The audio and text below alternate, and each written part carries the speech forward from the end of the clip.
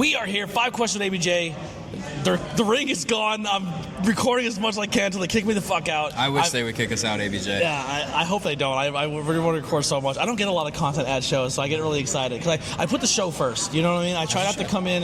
That's been my thing from the beginning, is like, I'm there to enhance the show and not make it about myself. So like now I'm kind of sneaking off after everyth's done. But I'm really happy that I'm doing this with you, because you're someone I love so much. Tell people who you are. Oh, this is the notorious KIT Kit Raff. Yes, and we are going to be doing horror movies. All of my pretty much things are Kit related, and we'll have you back to do all of these eventually. But we're going to cover some horror movies.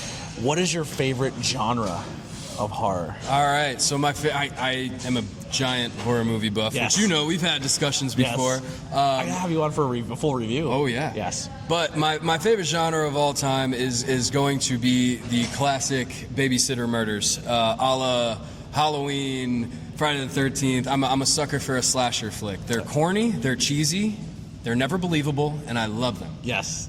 Yeah. People overanalyze horror, like, oh, well, it's not supposed to make sense. No. It's like pro wrestling. Absolutely. Yes, 100%. It's one and the same. It's a different flavor of ice cream. So, what is your favorite scary movie, and what got you interested in it?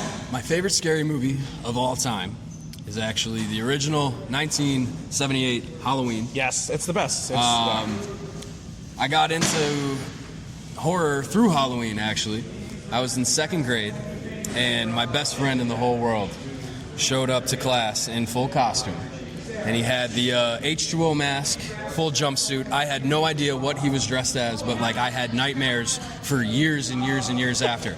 And he brothered me up real quick. He told me who Michael Myers was. He gave me the whole gist of the spiel. I had a sleepover at his house, and I experienced my first Halloween movie, which was actually Halloween Resurrection. I was just saying it's probably Resurrection. Which is the worst one ever made, but it's near and dear to my heart. Shout out Busta Rhymes. Yeah. Trick or treat, motherfucker. I want to get to the second question, but I have to just really fast. Halloween Resurrection is absolutely awful, but the quotes that came out of that movie, iconic. Oh my God, Michael Myers is a killer shark in baggy ass overalls. Live in my head rent free for the rest of my life. So I just reviewed Bride of Chucky. So many quotes in that. So many good quotes. Horrible movie. I love it though. I love it. Love it so much. What is your favorite character or franchise? Oh well, I hate to be basic, but I'll have to go back. I'm a Michael Myers kid through and through. Okay. I always thought that Michael Myers as the character was the most interesting of like your iconic horror villains. Yeah. But everybody has their own timeline, right? Everybody has their own timeline of the movies they like. So my timeline of the Halloween franchise, if anybody is interested, is the original movie. Yep. And then the threequel that came out recently. Oof. I know. First one's good. Second two, I can do it out. People have divided opinions, but I think wrapped together, if you sit down, you watch the original Halloween, and then those 3 movies in succession, and you take everything else that you know about Michael Myers out. Yes. It's a beautiful 4-part series. The beauty of Michael Myers is you don't know what he's going to do next because he has no reason to do anything, and that's why I'm not big on any of the sequels, because they started adding reasoning. They started adding his bloodline. They started adding him going after his niece. John Carpenter didn't want any of this. No, John Carpenter wanted to make one goddamn movie. John Carpenter wanted to make one movie, and then they made him make part 2, which is still pretty good. Yeah. And then he made part 3. He's like, I'm going to shoot his eyes out and blow him up. They will no way they bring him back. John Carpenter wanted a yearly Halloween anthology series where every movie was called Halloween, but every movie was different. It was just supposed to be about a different story on Halloween. And if you take the original Halloween story of a man breaking out of a mental asylum, murdering all these teenagers and targeting this one girl who in the original is not his sister. It's just a random girl that he's obsessed with. Why is he obsessed with? We don't know. And that's what's scary about Michael Myers. She got away. Oh, God. All right. That was Season of the Witch, underrated too. Season of the Witch is great. What about if Season of the Witch, like that mask company, is what made Michael turn Michael? You never know. You never know. Oh. But Season of the Witch is great, and we would have got so many great other films. Supposedly that's getting its own TV show. Like It the should. Season of the Witch thing, yeah. It should, because All right. it's a beautiful story. Least favorite thing about horror, and what would you change? My least favorite thing about horror, that's an easy one. I am not a jump scare guy. I hate jump scares. I do not, and I don't jump at jump scares. Do you get mad when they get you, though? No, I get get happy pissed. when they get me because, Yeah. all right, let me rephrase what I just said, actually. I'm not a fan of the modern jump scare. Yeah. Now, if you look at a movie, I believe it is The Exorcist 3. Okay. Is that the one where the nurse walks through the hallway and then the apparition under the sheet is just right behind her, arms I out? think so, yeah. If I'm wrong, I apologize, but it's Exorcist 2 or 3. I think it's 3. That is an example, in my opinion, of a jump scare done right. There was no dramatic suspense built up to it. Nobody was ready for it. It was not a loud noise. It was a visual effect that scared you, and it left you scared. Also, Signs, the birthday party, when the alien, that's in beautiful, beautiful, beautiful. Under the Door gets me every Yes, time. Where of he's looking course. at the... Today, you go to a horror movie, and you know when you're going to get jump scared because it plays this tension-building music for 30 seconds to a minute. You're ready for it. Not only that, 9 times out of 10, they give you the jump scares in the goddamn trailer. In the trailers, yeah. I gotta In the goddamn I trailer. stay away from trailers. Yeah. Yes, that would be my modern. I could do without. I could do without. What is your main takeaway from consuming and why you love horror movies?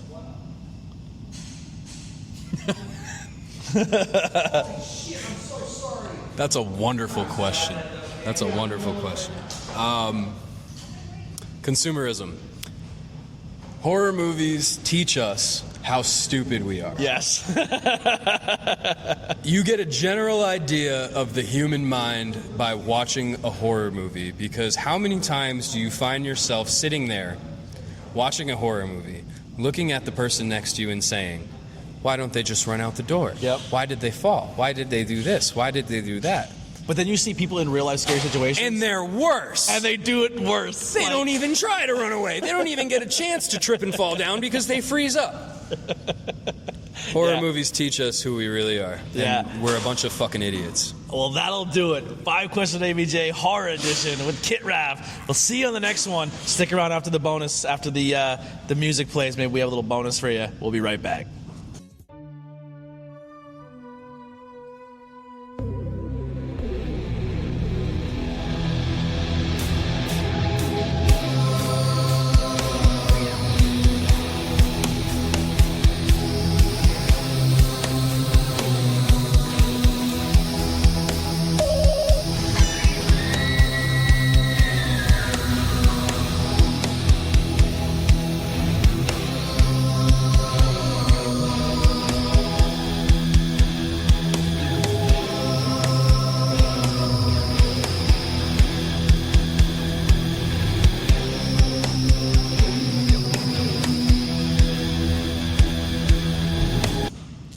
All right, bonus question. We are here. We're back. It is pro. Listen, at the end of the day, my channel is pro wrestling. You see the belt here. Through and through, we're pro wrestling. We're going to book 2 icons in horror. They're going to fight. Who are you booking? Who's fighting? And who wins? Okay. Ooh, wow. Wow, that's a good one. Yeah. You know, we don't have a lot of versus movies anymore. Yeah. We got one, and it made us think of who would all fight and Freddy why, versus and we never Jason. got any of them. What a beautiful movie. Yeah. All right, off the top of my dome, the first thing that came to me, I'm going to take Charles Lee Ray. I'm going to Okay. take Chucky in Chucky? doll form. And I'm going to pit Chucky up against the spirit of Halloween himself, Sam, from the hit movie Trick or Treat. A lot of people go Leprechaun. You're going Sam. I'm going with Sam. I think Sam is one of the most underrated horror characters in the modern age. I would put Sam as a horror icon at this point. Ooh.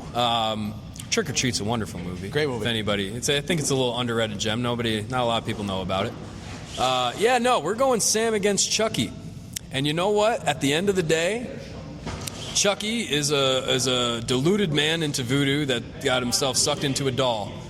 And Sam is the spirit of Halloween, so Sam's going over, and Sam's going over strong. I might give Chucky a nice little shine in the beginning just to show what he can do to get the audience a-popping. He gets cocky. Yeah, he gets a little too cocky, and we're going to have Sam go over, and Sam's going over strong. And we're going to keep him as World Heavyweight Champion of Halloween for at least another year. I love it. That's a great booking. Where can people find and support you? All right, the_notorious_K.I.T on Instagram, Kit_Raff on Twitter, and that's about it. Actually, there's one quick thing I want you guys to do. It's not so much a horror movie, but it's fucking scary because it's real life things. You have a friend that's in wrestling that was in a horror-ish TV show / special. I do. Shout out Keita Murray. Yes. My man Keita Murray got away from Jeffrey Dahmer. Let it be known he was marked safe in the clubs from Sir Jeffrey Dahmer. I was watching, I'm like, was that fucking Keita? That's fucking Keita, dude. The funniest story about that, real quick, is so I knew that Keita was going to be in that Dahmer show about like 2 years before it even started throwing advertisements up. And I wasn't allowed to talk about it, which was lame because I like to put Keita on a pedestal. Yeah, he's so good. But the very first person that Jeffrey Dahmer kills in this show is dressed and this is a little behind the curtain for you all at home. This man that Jeffrey Dahmer gets, the first one, is dressed exactly like Keita Murray dresses in real life every single day. So I have a theory. I have a theory. Keita Murray, because I asked him, I said, was it a dress rehearsal? Do you have to come in anything specific? He didn't. So he came in his regular clothes. And I know Keita more than I know any other human on the earth. I could guarantee, I could predict exactly what he wore.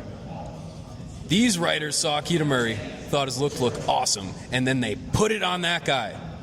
Because he was in the same episode. Yeah. Keita Murray is a fashion icon. He is. Shout out Keita Murray. An icon. An icon. I love Keita. We love Keita. Yes. Go watch Dahmer on Netflix. It's a great job. And then look for Keita in the club dancing around. Marked safe. Yeah, killed it.